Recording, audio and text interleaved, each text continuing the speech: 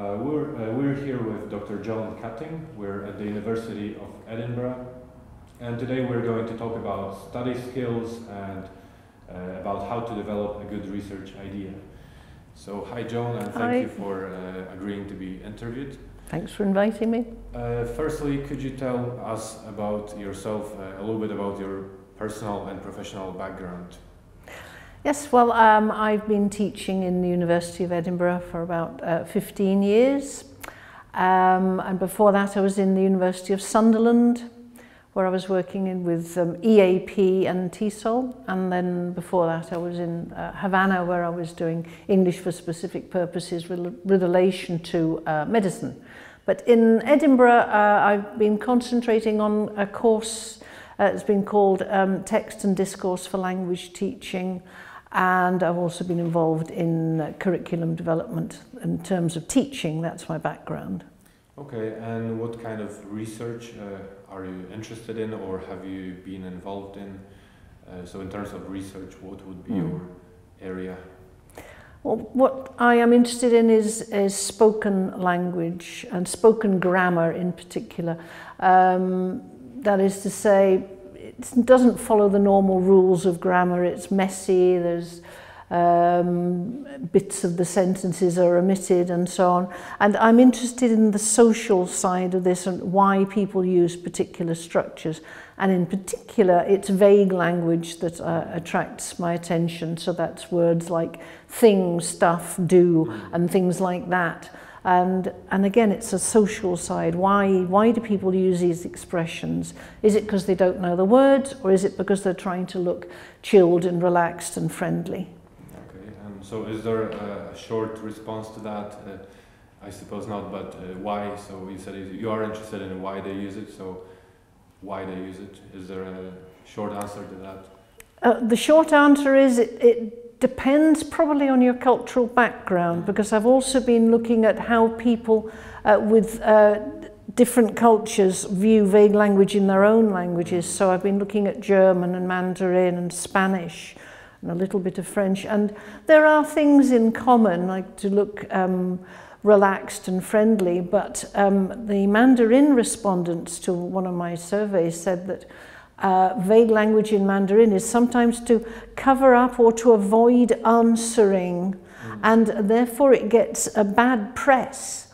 And I think it's very important for English language teachers or any language teacher to know what the assumptions are about vague language in their own language in case they're wanting to teach them vague language in their target language. Okay, interesting stuff. I find it interesting. And stuff is also vague. Yes, thank you very much. I missed that. I was going to ask you about the implications of how it is important, but you explained it already. So I was interested in how your interest in this developed. Was it when you were still doing your master's, or you were at the university, or did you initially do something else and then you started to develop interest in this area? I think my interest in spoken language goes way back to my undergraduate years, and I won't tell you what year that was. And then I was interested in greetings and farewells in French, because I did a French degree, so I think I've always been interested in this. It's perhaps I'm a vague person myself. I've often wondered if it's part of my personality, the vagueness. But I really started developing this as part of my PhD. I'd looked at spoken language as my dissertation topic in my master's, but it was the PhD when I was trying to find the difference between just vague, implicit language and conversational implicature. And then I actually looked at the specific features of vague language. Okay, so did you learn about it at the university, because you decided to, you said to do your work, your student dissertation on this topic, but did you have a course about it, or was it something that you developed interest in, although it wasn't part of your course? Because I'm just interested to hear whether there were courses about this.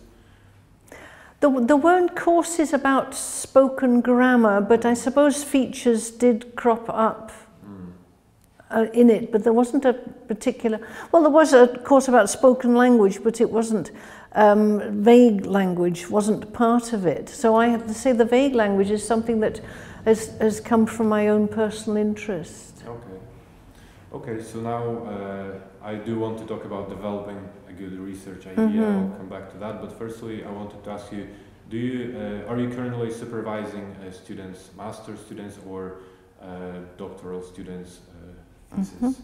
Yeah, I've got a couple of dissertation students and they're doing something on vague language, each of them. I'm lucky. One of them is doing something on vague quantifiers, which is expressions like many and 50-ish, that sort of thing. And the other one's doing something on general extenders, which are those expressions that come at the end of a clause or sentence like, and the rest of it and all that, or something. And then I have a PhD student who's doing something on vague language. And she's really at the beginning. She's still looking at the literature and wondering what particular area. And I don't want to push her or allow her to push herself into deciding exactly what she's going to do yet, because I want her to do all the reading first and let it come naturally. And just another thing I've arranged for this week, and I've never done this before, was to get my PhD student and my dissertation students to meet up with each other. And I want them to tell each other about the literature they've read and their research questions and their methodology and share ideas, because I just think it's nice for them to get away from me and talk to each other, other people who are passionate about the same topic. This is interesting. I wish I did it when I was studying. It would be interesting to meet with more experienced or even less experienced students, but somebody who read different things that you did. But interesting, you mentioned that all your students are doing vague language. There's one that's not. I have another one. Yeah, but so, okay, my question I was going to ask about the influence of, and you also mentioned that you would like your student to kind of naturally develop this interest. So I was wondering about the influence of a supervisor on his or her student's dissertation or research, because as a supervisor I'm sure you suggest some reading or at least some general topics to read, and obviously you comment on the methods, on ideas, then you discuss findings, and you probably sometimes notice something that your student may have not noticed. So I wondered if, what's the influence, is there an influence, would you say that a master's study or a doctoral study is also your own study in a way? That's very interesting. I always want the PhD student, if that's what we're talking about. I think you're much more controlling in a master's student because that's very much a training ground. But for a PhD student, it really has to come from what they're interested in. You give them guidance if you think that's an area that's you know, there's not much literature in, that's a bit dangerous, or that's an area that's been done to death, and if you can't find a gap there, then don't go there. But I think it really has to come from the student, because you're going to spend between 3 and 6 years of your life just focusing on this. It has to come from your own passion and your own drive. That you need something that makes you really, really want to spend all this time doing that. It can't be imposed upon you. Okay, interesting, because I did in my course on developing a good research idea, I did mention being interested in the topic as the first thing, because that's what I felt as well, that on my own example, that if I was not interested in what I was investigating, there is no way on earth that I would ever finish that. So, talking about good research topics, what is a good research topic? Is there such a thing as a good research topic or a good research idea? Yes. We've talked about interest. I think there's 2 other things that should guide people in their choice of topic. And one is it relevant to your daily life somehow? You know, if you're going to go back into teaching, for example, will the knowledge that you've acquired from your PhD or your master's thesis, Will you be able to put it into practice? Can you see a point of doing it? It's not just some research in the thin air. It's got to have some relevance to you particularly. It's got to be usable, I think. And the other thing I always say, it's got to be easy in the sense that don't get a project that is such an enormous thing that you've got to interview too many people and you're drowning in too much data. Or try and get a topic that is going to be handleable, that's not going to make you lose sleep. Obviously a PhD, it's got to be a certain size for it to be even worth doing, but definitely for master's degree, just something that's going to be easy. So a bad research topic, is that just the opposite? So unrealistic, or the one you're not interested in, or anything else?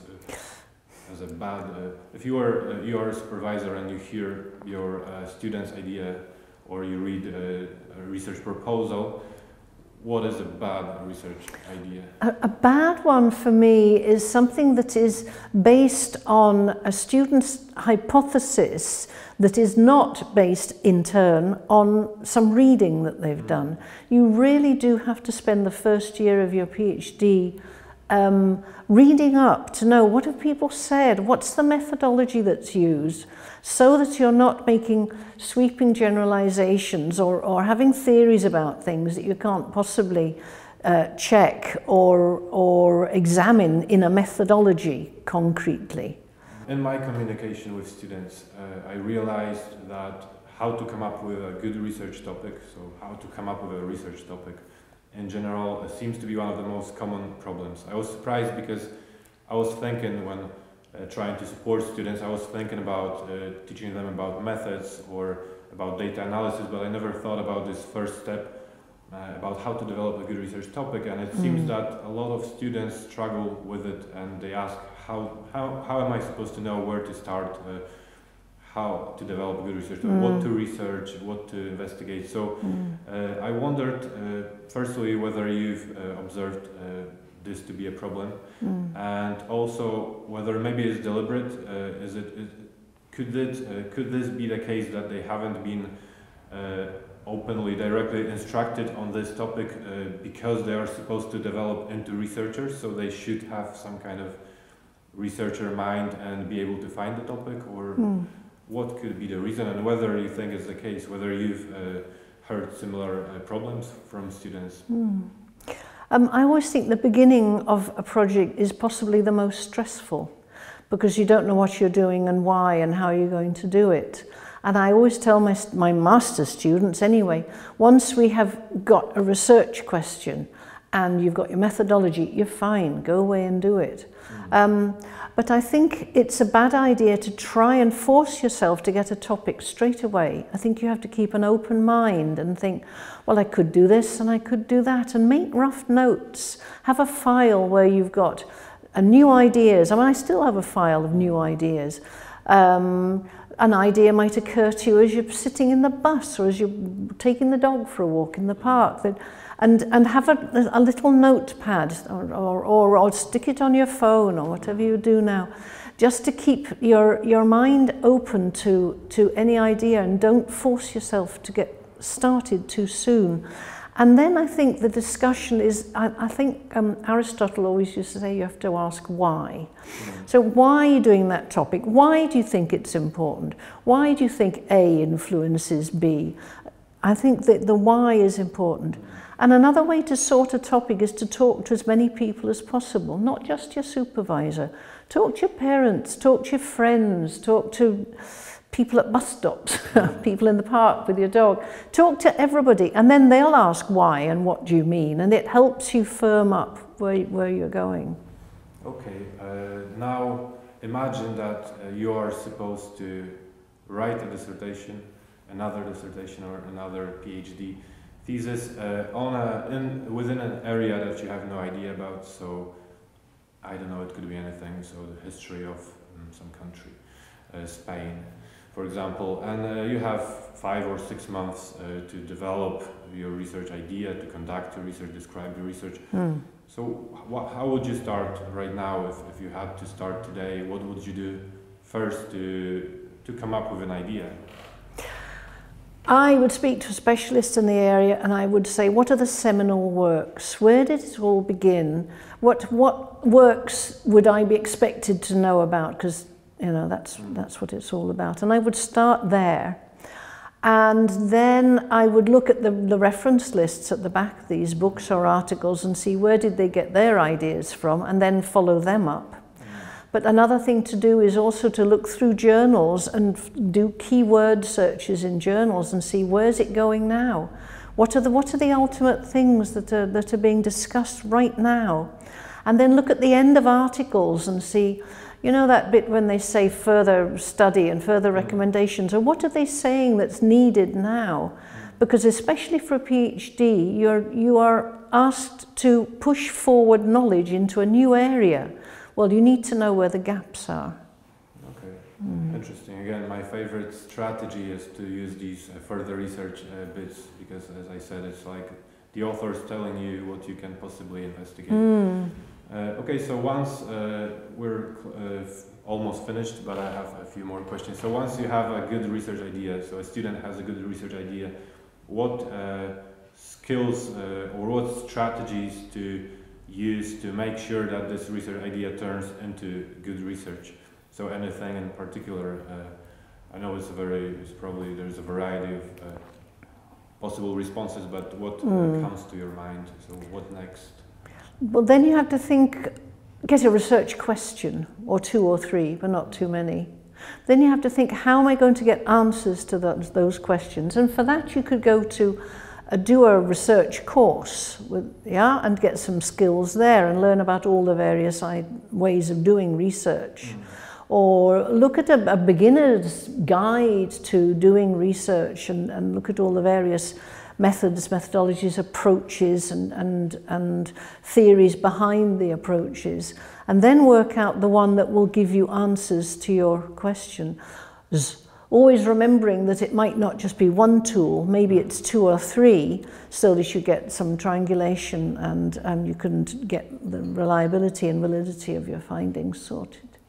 Okay, do you remember from your own experience a situation somehow related to research, or maybe writing even a journal article or dissertation or thesis that was particularly stressful for some reason, or maybe some problem that emerged, and what happened? How did you deal with it? I'm just remembering my first year board when I was a PhD student. I came out of that board feeling like I had been mugged in a dark alley. And I remember just thinking, I don't know where I'm going, and then they were so critical and they were so direct, and oh gosh, and I took some time to actually recover. But then when I went through what they'd said, I thought, you know what, they're right. They were trying to narrow me down. I was trying to describe the world, and they were saying, narrow down. And then they were saying, where did you get that theory from? And I thought, I really need to pin that down. And I felt that stressful, but really necessary and really helpful. Okay, so finally the question about, also kind of about strategies. Is there, have you ever, or do you ever do something, again related to maybe problems you encounter, or something that makes it easier for you to write or to conduct research? Something that you would you find useful, or you found useful, but you wouldn't necessarily say it in a lecture to students, anything like that. I think sometimes it's a matter of getting away from the computer. Go and sit in a park somewhere in a different area, a different space, and let your brain just relax. And when somebody come back to your computer, you can then say, I can't believe I wrote that. Yes, that's just such rubbish, and I've had time to think about it. Yeah. So just to get out and sometimes forget about studies, and it actually helps. Yeah. Do something different. Go and do some sport. Go for a walk, or watch a funny film or something, and just de-stress. And then suddenly things seem to fall in place when you come back. Okay. Thank you again for this interview, and I hope it was very useful. And I hope that you get in the future a lot of students with good research ideas. Thank you very much. And stuff. I have had some very good students in the past, I should say. I've heard. Okay, thank you. Thank you very much.